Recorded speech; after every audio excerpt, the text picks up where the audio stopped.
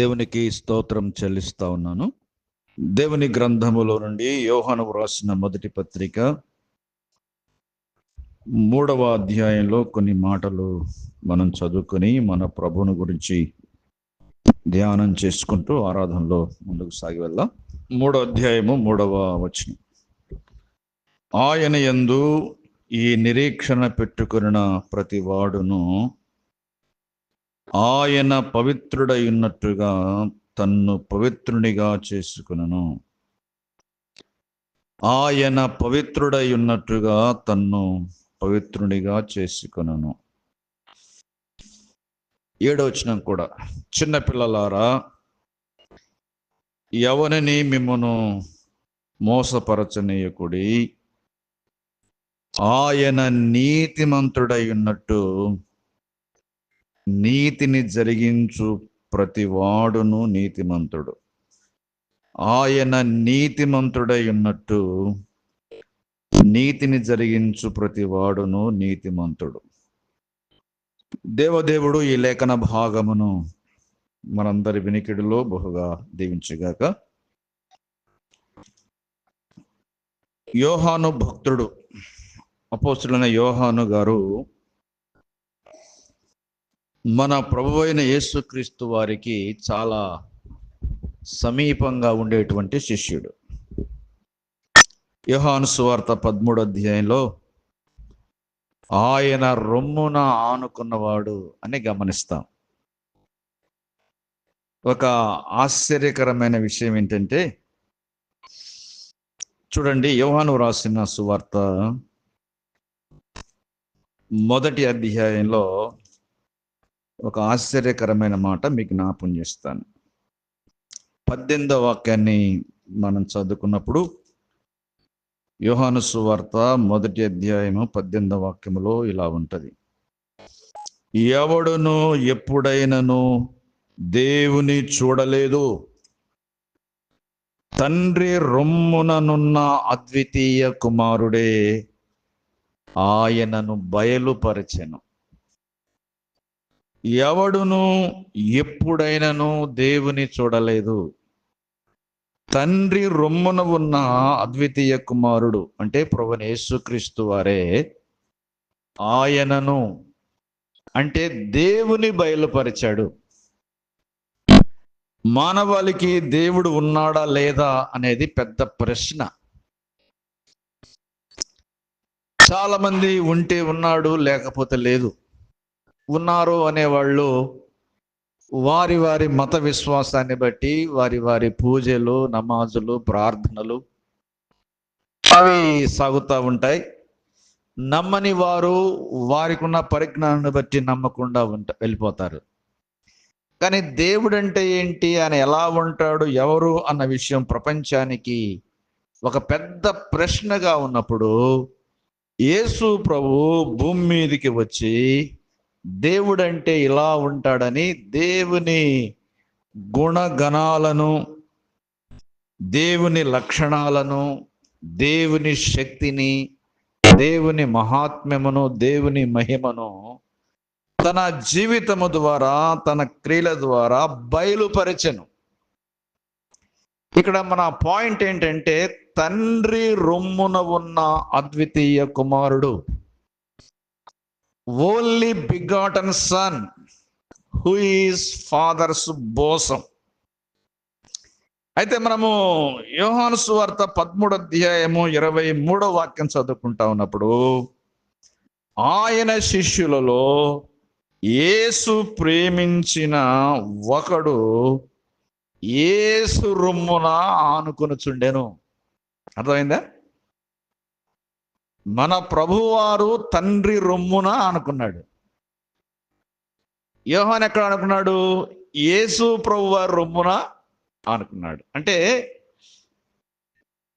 యేసు ప్రభువారు దేవుని గురించి మానవాళికి ఎందుకంత చక్కగా తేటగా వివరించాడంటే, యేసు ప్రభువారు తండ్రి రొమ్మున ఆనుకొని ఆయన హృదయములో ఉన్నది, దేవుని హృదయములో ఉన్న స్పందనలు, దేవుని మనసులో ఉన్న విషయాలంతా ఆయన తెలుసు కాబట్టి ఆయన దేవుణ్ణి బయలుపరిస్తే యేసు ప్రభువారు శిష్యులలో యేసు ప్రేమించిన వాడైన యోహాను కూడా ప్రభువారి యొక్క రొమ్మున ఆనుకొనుచు ఆయన ఎవరో, ఆయన గుణగణాలేంటియో, ఆయన మనసులో ఉన్న మాటలన్నీ కూడా ప్రపంచానికి చెప్పాడు. అది ఈ 2 వచనాలు ఉన్నటువంటి ఐక్యత, లేకపోతే వాటికి ఉన్న సంబంధం అని కూడా చెప్పుకోవచ్చు. అందువలన యోహాను రాసిన సువార్త కానీ, యోహాను రాసిన పత్రికలు కానీ మనం చదువుతున్నప్పుడు దేవుని గురించి యేసు రొమ్మున ఆనుకున్న శిష్యులలో ఒకడైన అపొస్తలుడైన యోహాను చాలా విషయాలు మనకు చెప్పాడు. ఆయన చెప్పినవి యేసు ప్రభువారి యొక్క హృదయ స్పందనలు ఎరిగి గమనించి అని చెప్పాలి. బైబిల్లో ఉన్న ఏ మాట అయినా ఊరకే వట్టిగా ఏదో అలా రాయాలి కాబట్టి కళ్ళు మూసుకొని కల వస్తే చెట్టు కింద కూర్చొని ఒక చీకటిలో కూర్చొని ఏదో ఆలోచించి ఊహించి వ్రాసింది కాదు, కానీ ప్రతిది కూడా దేవుని నుండి కలిగింది. తండ్రి నుండి యేసు ప్రభు వారికి కలిగింది, యేసు ప్రభు వారి నుండి అపోస్తలులకు కలిగింది, అపోస్తలుల నుండి మనకు వచ్చింది. దీని మూలం మనం గమనిస్తే everything whatever we got is from God. అది మన మూలం, అది మన రూట్. అంతేగాని ఏ మనిషి కూడా ఆలోచించి ఊహించి చెప్పింది కాదు. ఇక్కడ అంటున్నాడు, ఆయన పవిత్రుడై ఉన్నట్టుగా తన్ను పవిత్రునిగా చేసుకొనును. అంటే యేసు ప్రభు వారి యొక్క రొమ్మున ఆనుకున్నవాడు, యేసు ప్రభు వారికి దగ్గరగా ఉండి, చెప్పాలంటే యేసు ప్రభు వారి సేవ ఆరంభములో 3.5 సంవత్సరాలు మాత్రమే కాదు, కానీ యేసు ప్రభు వారికి యోహానుకు బహుశా అంతకు ముందే పరిచయం ఉంటే ఉండొచ్చేమో, మనం తెలియదు. కానీ మొత్తం మీద 3 సంవత్సరాల 5 సంవత్సరాల 10 సంవత్సరాల ఎంతైనా కావచ్చు, కానీ దగ్గరగా ఉండి ఆయన గురించి బహు స్పష్టంగా తేటగా తెలుసుకొని ఆయన రొమ్మును ఆనుకొని ఆయన హృదయ స్పందనలు ఎరిగిన వాడు చెప్తున్నాడు, ఆయన పవిత్రుడై ఉన్నాడు. ఆ తర్వాత అన్నాడు, ఆయన నీతిమంతుడైనట్టు. దేవుడు అంటే పవిత్రుడు, దేవుడు అంటే నీతిమంతుడు.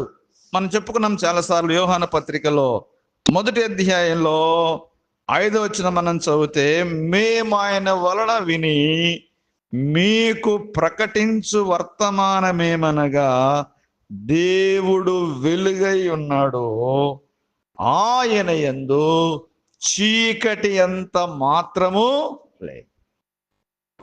ఆయన వెలుగైనట్టు అని చెప్పుకోవచ్చు. మేము విని, ఆ పైన గమనిస్తే మేము ఏమైతే చూచామో, ఏమైతే విన్నామో, ఏవైతే మా చేతులు తాకి చూచాయో దానిని మీకు చెప్తున్నాం. ఇవన్నీ కూడా ఉన్నవి, విన్నవి, చూచినవి, కనుగొన్నవి, చేతులతో స్పృశించిన వాటినే చెప్తున్నాడు. దేవుడు వెలుగై ఉన్నాడు, దేవునిలో చీకటి అంత మాత్రం లేదు. నేను చాలా అతిశయపడే విషయం ఏంటంటే, the God whom we worship is light, the God whom we worship is holy, the God whom we worship is righteous, the God whom we worship is light, the God whom we worship is everlasting life. ఇవన్నీ కూడా ఈ పత్రికలో మనకు కనపడతాయి. మనం ఆరాధించే దేవుడు వెలుగై ఉన్నాడు, మనం ఆరాధించే దేవుడు పవిత్రుడు, పరిశుద్ధుడై ఉన్నాడు, మనం ఆరాధించే దేవుడు నీతిమంతుడై ఉన్నాడు, మనం ఆరాధించే దేవుడు ప్రేమయ్య ఉన్నాడు, మనం ఆరాధించే దేవుడు నిజమైన దేవుడు, ఆయన నిత్య జీవమై ఉన్నాడు అనే మాటలు విశ్వాసిని ప్రభువును దేవుని ఆరాధించడానికి బహుగా ప్రేరేపిస్తాయి అని గమనించాలి. ఒక్కొక్క మాట నేను మీకు 2-3 నిమిషాలు జ్ఞాపకం చేసి ముగిస్తాను. 1:5 మేము ఆయన వలన విని మీకు ప్రకటించు వర్తమానమేమనగా దేవుడు వెలుగై ఉన్నాడు, ఆయన యందు చీకటి ఎంత మాత్రము లేదు. దేవుని వాక్యం చెప్తుంది మనము చీకటి వారము కదా, మనలో చీకటి, మన బ్రతుకులు గడాంధకారం. ప్రభు దగ్గరికి రాక మునుపు, ఆయన నమ్ముకోక మునుపు, ఆ వెలుగును రుచించక మునుపు we were all in the darkness of sin, పాపాంధకారములో గడాంధకారములో బ్రతికిన వారము. వెలుగైన దేవుడు మనలను వెలిగించాడు. ఆ కిందికి వస్తే అప్పుడు ఆయన కుమారుడైన యేసు రక్తం, వచనం 7 చివరి భాగం, అప్పుడు ఆయన కుమారుడైన యేసు రక్తము ప్రతి పాపము నుండి మనలను పవిత్రులుగా చేయును. ఇక్కడ వెలుగు అంటే పాపం, వెలుగు అంటే పవిత్రత, చీకటి అంటే పాపం. చీకటిలో ఉన్న మనల్ని, పాపములో ఉన్న మనల్ని వెలుగు సంబంధులుగా చేయడానికి దేవుడు తన అద్వితీయ కుమారుడైన తన రొమ్మున ఉన్న యేసు ప్రభు వారిని భూమి మీదికి పంపిస్తే, ఆయన చీకటి లోకములో, మనం చెప్పుకున్నాం చాలాసార్లు, మన ప్రభువైన యేసుక్రీస్తు వారు గొప్ప వెలుగు, మన ప్రభువైన యేసుక్రీస్తు వారు నిజమైన వెలుగు, మన ప్రభువైన యేసుక్రీస్తు వారు జీవపు వెలుగు, మన ప్రభువైన యేసుక్రీస్తు వారు ఆశ్చర్యకరమైన వెలుగు, సత్యమైన వెలుగు, నిత్యమైన వెలుగు. చీకటిలో ఉన్న మనల్ని వెలిగించడానికి వచ్చి మనందరి కొరకై చిత్రహింసలు పొంది దివ్య రుధిరమును దారపోసి చనిపోయి సమాధి చేయబడి తిరిగి లేచి యేసు రక్తములో మనలను పవిత్రపరచి పరిశుద్ధపరచి ఆయన బిడ్డలుగా మనల్ని చేసుకున్నాడు. ఎంత మంచి మాట. 1వ అధ్యాయంలో వెలుగు. 2వ అధ్యాయంలో మనము గమనిస్తే ఆయన నీతిమంతుడైన ఉత్తరవాది. 2:1 ఎవడైనను పాపము చేసిన యెడల నీతిమంతుడైన యేసుక్రీస్తు అను ఉత్తరవాది తండ్రి యొద్ద అనుకున్నాడు, ఆయనే మన పాపములకు శాంతికరమై ఉన్నాడు. మన పాపములకు మాత్రమే కాదు, సర్వలోకమునకును శాంతికరమై ఉన్నాడు. హీఈస్ అవర్ ప్రొఫిషియేషన్ అంటారు. He is our atonement.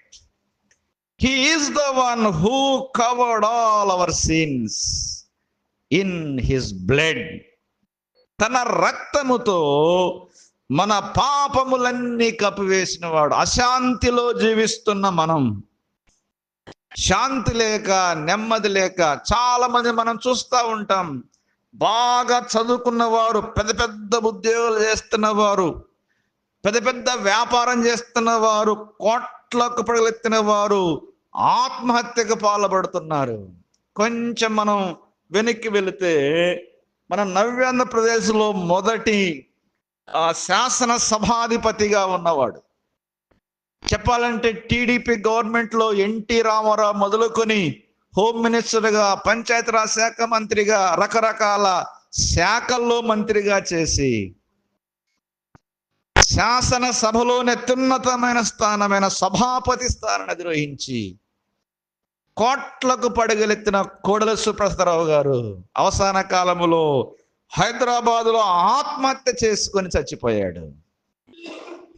వాళ్ళకి అన్ని ఉన్నాయి, they have prosperity but no peace at all. నెమ్మది లేదు, శాంతి లేదు, సమాధానం లేదు. ఒకప్పుడు మన జీవితాల్లో కూడా నెమ్మది లేకుండా బ్రతికాం, కానీ యేసు ప్రభువారు మనకు శాంతికరమైనాడు. ఆయనే మన శాంతి. ఆయనే మన సమాధానం. తన రక్తము చేత, పాప ప్రక్షాళన కొరకు చిందించిన రక్తం చేత మన పాపములన్నీ కప్పివేసి ఆయన మనకు ప్రాయశ్చిత్తమై ఉన్నాడు, శాంతికరమై ఉన్నాడు. 3వ అధ్యాయంలో ఆయన పవిత్రుడై ఉన్నట్టుగా తన్ను కూడా పవిత్రునిగా చేసుకుంటాడని రాస్తున్నాడు కదా. మనం చాలాసార్లు చెప్పుకుంటాం. నేను దాదాపుగా అనేక సందేశాలు ఆ మాట చెప్పకుండా ముగించను. హెబ్రీ 7:26 పవిత్రుడు, నిర్దోషి, నిష్కల్మషుడు, పాపుల్లో చేరక ప్రత్యేకంగా ఉన్నవాడు, ఆకాశ మండలము కంటే మిక్కిలి హెచ్చైన వాడు, మనకు సరిపోయిన ప్రధాన యాజకుడు. ఇంగ్లీష్లో ప్యూర్ అనే మాట ఉంటుంది, నాకు భలే ఇష్టం అది. ప్యూర్, పవిత్రుడు అనే కంటే కూడా స్వచ్ఛమైన వాడు అని, అచ్చమైన వాడు, ఖచ్చితమైన వాడు. ఆ మాట ఎంతో రుచికరంగా, మధురంగా ఉంటది. He is pure. We are impure. మనమందరం అపవిత్రులం. We are unholy, we are ungodly.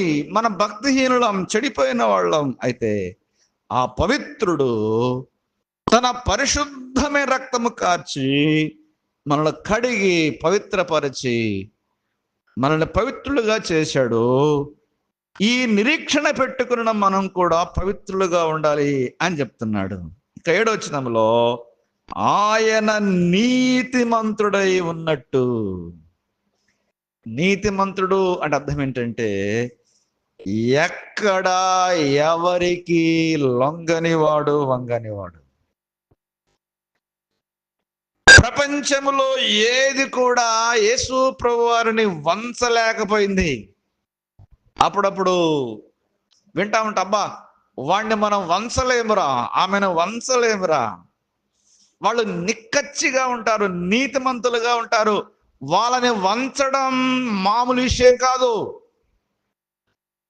ఒక సాధారణమైన మనిషి అంత ఖచ్చితంగా నీతిగా బతికితే దేవదేవుడు సమీపింపరాని తేజస్సులో ఆయన మాత్రమే వసించుచు అమరత్వం కలిగిన వాడు. ఆయన ఎంత ఖచ్చితమైన వాడు, ఎంత కరెక్ట్ అయిన వాడు. ఆయన నీతిమంతుడు కదా. అనీతిమంతులమైన మనకు చూడు, పేతురు గారు చాలా బాగా రాశాడు అన్నమాట. భలే మంచి మాట అది. పేతురు రాసిన మొదటి పత్రిక 3వ అధ్యాయం 18వ వాక్యం మనం చదువుకుంటే ఇలా ఉంటది. పేతురు రాసిన మొదటి పత్రిక 3వ అధ్యాయం 18వ వచనం మధ్యలో చదువుతున్నాను. ఏలయనగా మనలను దేవుని యొద్దకు తెచ్చుటకు అనీతిమంతుల కొరకు నీతిమంతుడైన క్రీస్తు శరీర విషయములో చంపబడి ఆత్మ విషయములో బ్రతికింపబడి పాపముల విషయములో ఒక్కసారే శ్రమపడెను. అనీతిమంతులమైన మనలను నీతిమంతులుగా చేయడానికి నీతిమంతుడైన క్రీస్తు శరీర విషయములో చంపబడ్డాడు.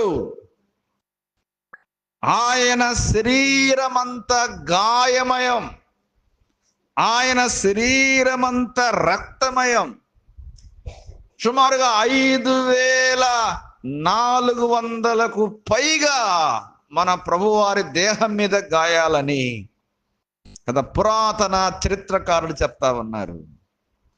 5400కు పైగా దేహం అంత గాయాలు పొంది చిత్రహింసలకు, చిత్రవధకు గురి చేయబడి క్రీస్తు ప్రభువారు పాపముల విషయములో మన కొరకు ఒక్కసారే శ్రమపడ్డాడు, చంపబడ్డాడు, బ్రతికించబడ్డాడు, పునరుద్ధరణుడయ్యాడు. ఎంత అద్భుతమైన మాటలు ఇవి. వంకలేనివాడు, పాపము లేనివాడు, చీకటి లేనివాడు, అన్యాయము అవినీతి లేనివాడు, నిరపరాధి, నీతిమంతుడు అనీతిమంతులమైన మనల్ని నీతిమంతులుగా తీర్చడానికి శరీర విషయములో చంపబడ్డాడు, పాపముల విషయంలో ఒక్కసారే శ్రమపడ్డాడు, ఆత్మ విషయములో బ్రతికించబడ్డాడు. 4వ అధ్యాయం యోహాను రాసిన మొదటి పత్రిక 8. దేవుడు ప్రేమాస్వరూపి. దేవుడు ప్రేమాస్వరూపి. ఇదే మాట మరలా మాట్లాడుతున్నాడు, ఇదే మాట మరలా చెప్తున్నాడు 16లో. దేవుడు ప్రేమాస్వరూపి అయి ఉన్నాడు. ప్రేమ అంటే ఏంటో మనకు తెలియదు. మనసు నిండా ద్వేషం, అసూయ, కుళ్ళు, కుతంత్రాలతో కృషించిపోతున్న, చెప్పాలి కునారిల్లిపోతున్న మన జీవితాలకు our God Jesus introduce the pure love, real love, unselfish love. నిస్వార్థమైన ప్రేమ అంటే ఏంటో, పవిత్రమైన ప్రేమ అంటే ఏంటో, అసలు ప్రేమ అంటే ఏంటో, ప్రాణము పెట్టేంత ప్రేమను, సాక్రిఫిషియల్ లవ్, ఆ ప్రేమను మనకు పరిచయం చేశాడు. ప్రేమ అంటే ఇలా ఉంటుంది అని. ప్రాణం పెట్టి, ప్రాణము పెట్టేంతగా ప్రేమించి, రక్తము చిందేంతగా ప్రేమించి, ప్రేమ అంటే ఇంత స్వచ్ఛమైంది, ఇంత ఖచ్చితమైందని ప్రేమను మనకు పరిచయం చేశాడు. ప్రేమను మనకు రుచి చూపించిన వాడు. తర్వాత 5 మనం గమనిస్తాం. 5:20లో సత్యవంతుడైన వారిని ఎరుగవలనని.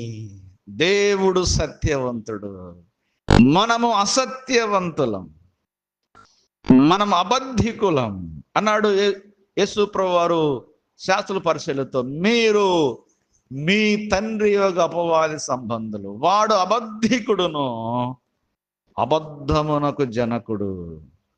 అబద్ధాలలో, మోసములో జీవించిన మనల్ని నేనే మార్గము, సత్యము, జీవం అని చెప్పిన ప్రభు మనల్ని సత్యం వైపుకు మళ్లించాడు. తండ్రి అయిన దేవుడు సత్యం, మన ప్రభువైన యేసుక్రీస్తు వారు సత్యం, పరిశుద్ధాత్ముడు కూడా సత్యస్వరూపైన ఆత్మ. చూడండి, మనము సత్యవంతుడైన వారిని ఎరుగవలనని దేవుని కుమారుడు వచ్చి మనకు వివేకం అనుగ్రహించి ఉన్నాడు. మనము దేవుని కుమారుడైన యేసుక్రీస్తునందున్న వారమై సత్యవంతుని యందున్నాము. ఆయనే నిజమైన దేవుడును, నిత్య జీవమునై ఉన్నాడు. నిజమైన దేవుడు మనకు దొరికాడు. మనకు నిత్య జీవం దొరికింది. యుగ యుగములు నిత్య శిక్షలో అనీతిమంతులుగా బ్రతికి అనీతిమంతులుగా చనిపోతే ఇక ఎన్నడూ తిరిగి రాని పాతాళ బిలములో, గడాంధకార బిలములో మనము కాలిపోవాలి. కానీ ఆ నిత్య శిక్షకు మనం వెళ్ళాలి. కానీ మన ప్రభువైన యేసుక్రీస్తు వారు ప్రపంచములో ఉన్న మానవాళి, ఆదాము మొదలుకొని ఆఖరి మనిషి ఎవరో మనకు తెలియదు, కొన్ని వందల లక్షల బిలియన్ ట్రిలియన్ మానవ జాతి కొరకు ఆయనే శిక్షించబడ్డాడు. మన పాప భారం అంతటిని శాపగ్రాహిగా తన మీద వేసుకున్నాడు. ఆయనే మన శిక్ష అంతా తన మీద వేసుకున్నాడు. ఆయనే మన కోసం ప్రాణం పెట్టాడు. ఆయనే మన కోసం రక్తం ధారపోశాడు. ఆయనే చావును, సమాధిని జయించి తిరిగి లేచాడు. కేవలం విశ్వసించిన మనకు ఏమిచ్చాడంటే నిత్య జీవం, eternal life, ever lasting life. ఒకవేళ భూమి మీద మనం చనిపోయినా మరలా తిరిగి లేస్తాం, మహిమ దేహాలతో లేస్తాం. ఇక ఎన్నడూ మరణం పొందకుండా యుగ యుగములు నిత్య జీవములు, నిత్య లోకములు మనం ఉండబోతున్నాం. ఈ గొప్ప ధన్యతను మన జ్ఞాపం చేసుకుంటూ వెలుగైన మన ప్రభువును, శాంతికరమైన మన ప్రభువును, పవిత్రుడైన మన ప్రభువును, నీతిమంతుడైన, ప్రేమ కలిగిన వాడైన, సత్యవంతుడైన, నిజదేవుడైన, నిత్యజీవమైన మన ప్రభువును ఈ మధ్యాహ్న కాలం మనసారా నోరారా స్తుతించి ఆరాధించి కనపరుస్తాం. దేవుడి మాటలు మన కొరకు దీవించుగాక. ఆమేన్.